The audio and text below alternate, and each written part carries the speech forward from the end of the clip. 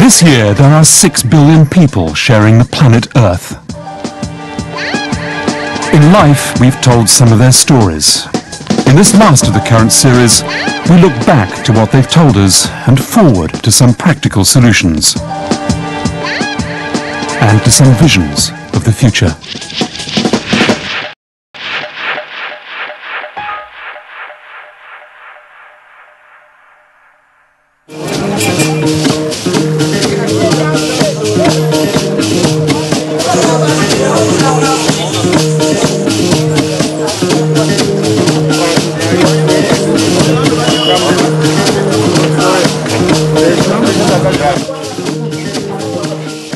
A health clinic in Uganda, where we met young victims of malaria. Has led to a sharp rise in maternal mortality. A disease that kills almost 1 million people a year. The clinic does have pills for malaria, but it doesn't have a vaccine. No vaccine for malaria has yet been discovered. The fear is drug companies aren't trying hard enough to find one, because they think the poor countries most affected by malaria wouldn't be able to afford it. But there are ideas that could help. One basic approach, which I am very much in favor of, is for the rich countries, for example, to make very clear and credible that if the private sector anywhere, biotech firms or major pharmaceuticals, create a malaria vaccine, there would be a large amount of money available to actually buy it up at a reasonable price and distribute it, usually for free, to the very poorest people.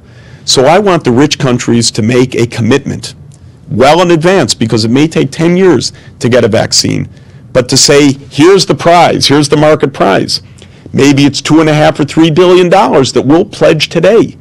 And when a company comes with an effective vaccine, they're going to make a lot of money. No, the normal market isn't there because the people that need your product are too poor. But we'll provide the market. And by making that kind of advanced commitment, you could stimulate a tremendous amount of scientific effort. In South Africa, we joined the Philippa Health Train, which takes volunteer doctors to visit some of the country's poorest and most remote communities. If you have malaria or any other disease, it's perhaps your only chance of seeing a doctor, or of seeing at all.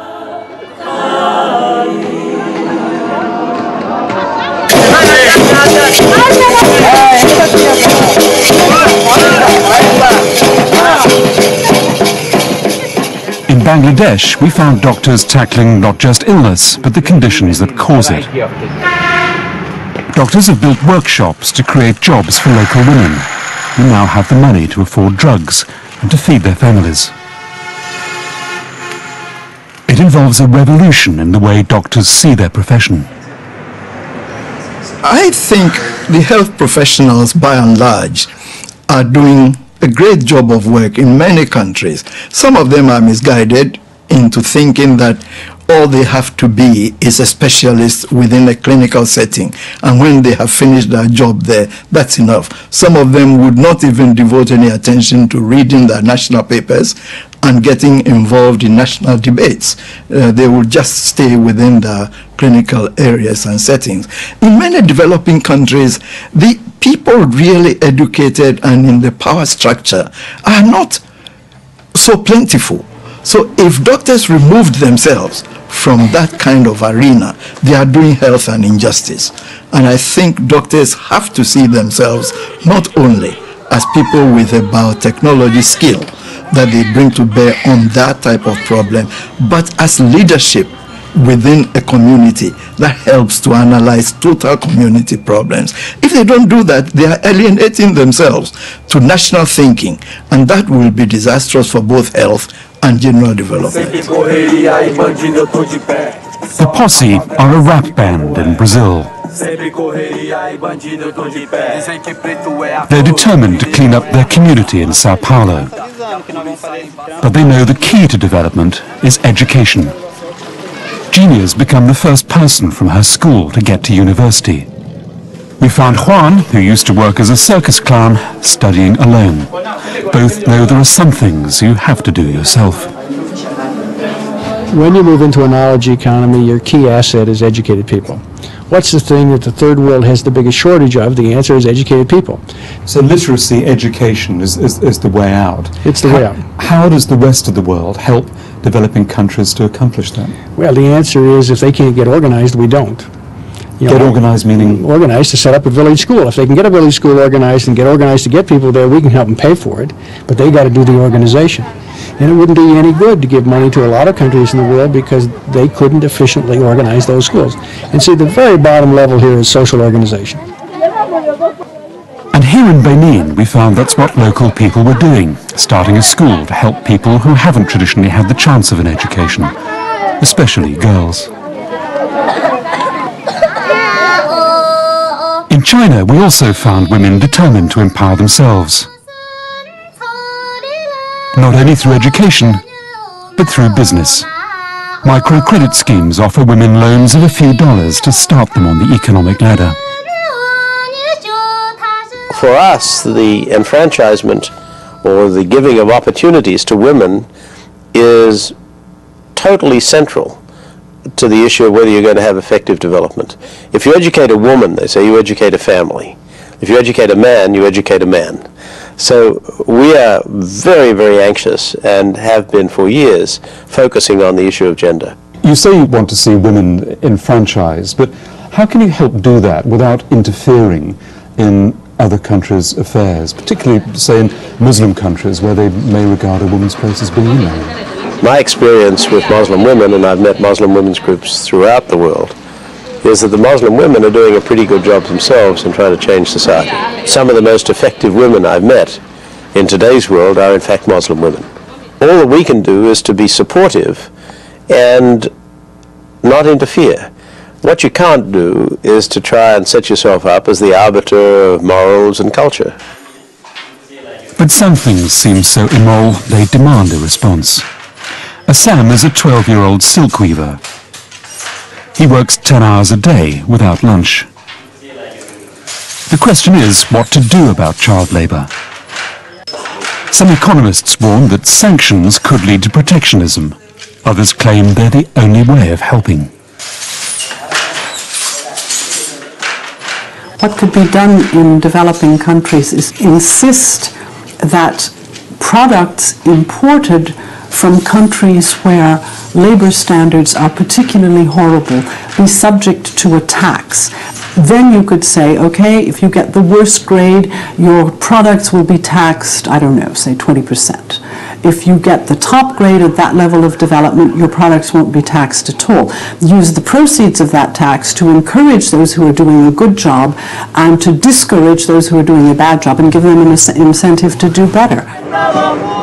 There is another way of helping badly paid workers in the third world. Let them come to the first world. Many of those who want to work in countries like the USA resort to desperate measures. We followed one Mexican who came to work illegally in America as a boxer.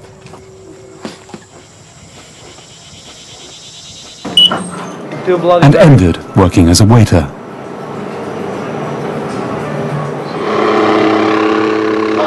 In a world where workers have to cross borders covertly while capital can flow freely, even some on the right say it's time to redress the balance. 35% of the new jobs that have been created in America in the past 5 or 6 years are being filled by immigrants. And that's happening all over. Does that mean that to have a fair and just kind of globalization, you do need relatively free movement of labor?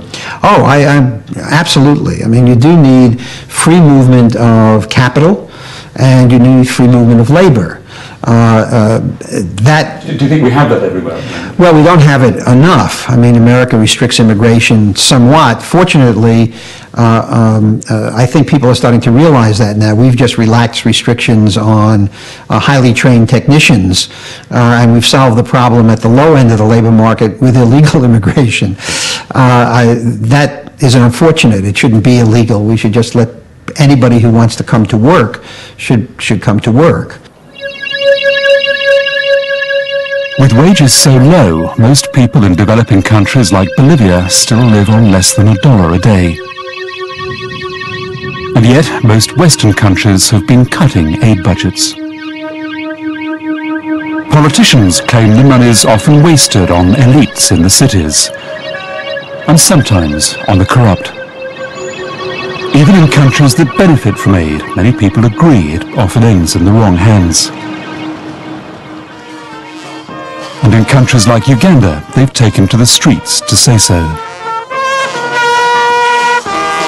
I think people have become cynical about aid and all the stories of corruption.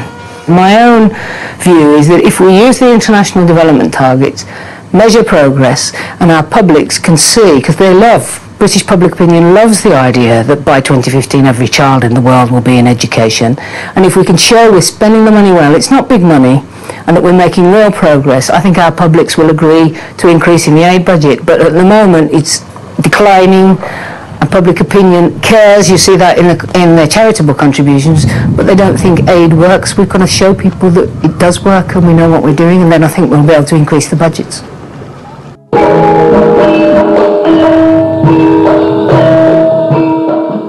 In Java, life met Kamidi from a community that knew too little about the body's need for iodine. As a result, he suffers from a condition called cretinism. By putting a few pence worth of iodine in salt, cretinism can, as Western aid agencies have pointed out, be easily prevented. Itu kan, Bu. Nah, ini loh, Bu. And coming back from a visit to Dhaka in Bangladesh for life, English doctor Sam Everington felt he had much to learn from the Third World. He's even more convinced that medicine is about communities, as well as prescriptions. For the next generation, sharing lessons and spreading knowledge is ever more important. I think there is a lot that can be done at a relatively little cost, and which is not just a question of transferring simple sums of money from one country to another, which is just the wrong way of thinking about helping. And the right way is?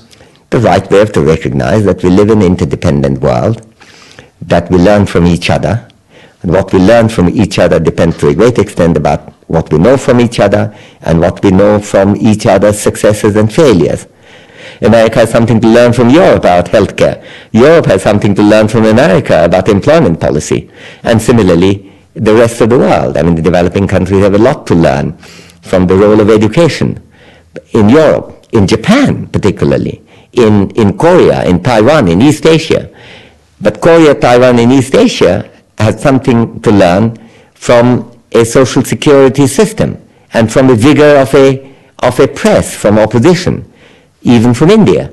So there is a whole lot of lessons to learn from each other. And I would say that it's the international civil society, which is probably the most important thing to focus on at this time. In Washington, American students protest against so-called sweatshops abroad. It's about a basic level of human compassion that's missing in our world today. I mean, although we care about the people we know, we have no concern for the repercussions of our actions that go outside of our daily lives. Not everyone they want to help agrees with them. What they call sweatshops, some third world workers call the chance of a job. But many supporters of the free market agree an active civil society is essential for democracy. The one thing that the growth of this international civil society does is it creates, in a way, an alternative form of governance. That is to say, if Shell does something that people object to in Nigeria or Brent Spar or other places like that, there may not be a global regulatory agency, environmental protection regulatory agency, but you do have certain watchdog NGOs that can then give voice to the concerns that people would have, not just in the country but transnationally. And so I think that for lack of a formal set of governing institutions whose creation I can't really very well visualize in the given present circumstances, it's not such a bad thing, I think, to have this layer of transnational civil society.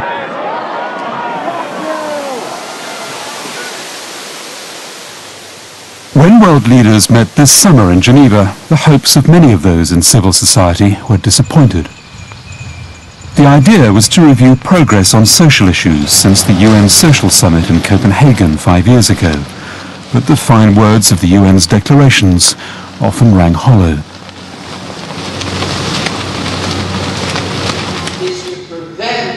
While the UN's NGO forums seemed a world away from the anti-globalization protests of Washington or Seattle. Jacques Baudot, who chaired a panel at Geneva, was a behind-the-scenes organizer of the Copenhagen summit. Monsieur Baudot is now based in New York. He fears that with the triumph of the globalized free market, the very word development is falling out of favor. For a number of reasons, development is at this point not a word, not a concept, which is proposed to mobilize the energies. There were many, many decades where it was believed that development will be achieved. So there is a disappointment with the realization that it's actually a rather complicated process to bring a society from one state to another. Secondly, I think this question of environment again, of sustainability has played a role. And thirdly, all the human weaknesses and question of corruption, question of the image of the development efforts, and has been important too, and an excessive emphasis now on the role of private investment and the role of versus the role of development in the sense of public action. So all this reason means that world development is sort of relegated into another age. Another age? Another is the past. I am dreaming of if the world progress could come back.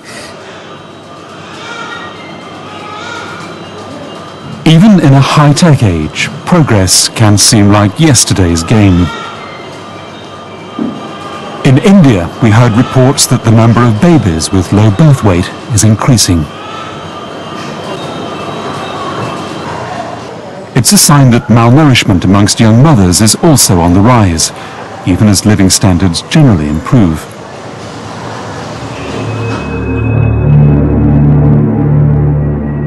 And in some countries in Eastern Europe, overall life expectancy is falling as the rise in living standards slows or even goes into reverse. In countries like the Ukraine, prostitution, drugs and street crime have increased dramatically. Easy perhaps to see why some long-standing observers question not only the notion of development, but of progress itself. I was brought up and went to college in the days of the New Deal, when social change and social idealism were in the air and very intoxicating to breathe, I must say.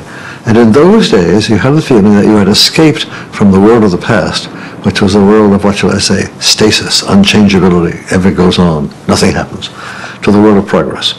And I felt, we all felt, the New Deal was a wonderful thing, and the world was changing around us, underneath us, and with us, into a world in which things are tangibly changing. And that lasted for a while. Then came World War II, very discouraging, the collapse of the Soviet Empire, also in its awful way, discouraging and encouraging growth. And Hitlerism and one damn thing after the other. And the dream of the New Deal, what shall I say, improvementism, that seemed to embrace the world faded, and in its place came something quite different. It was, oh my God, and what's coming next? And we are going to blow up in a huge atomic thing.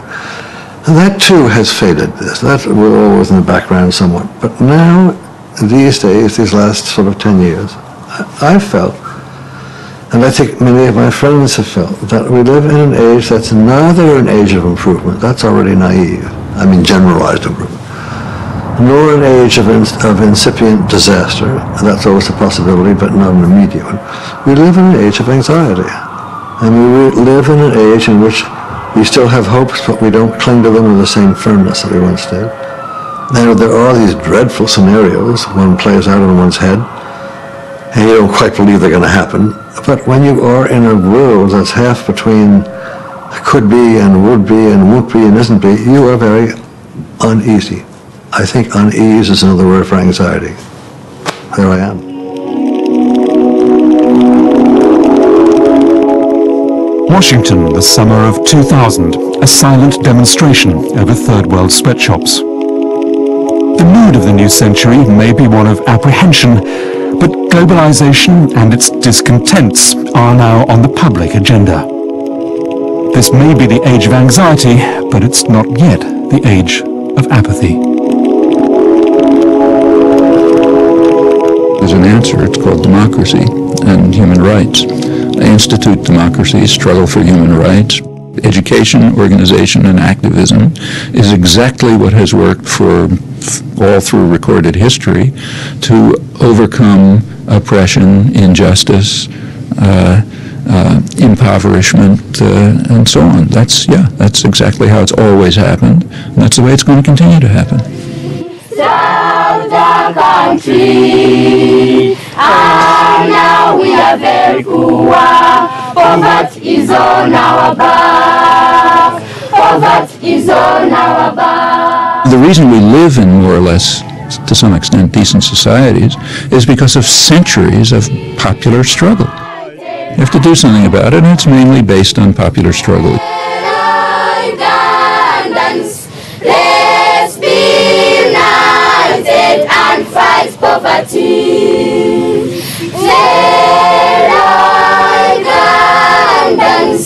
Let's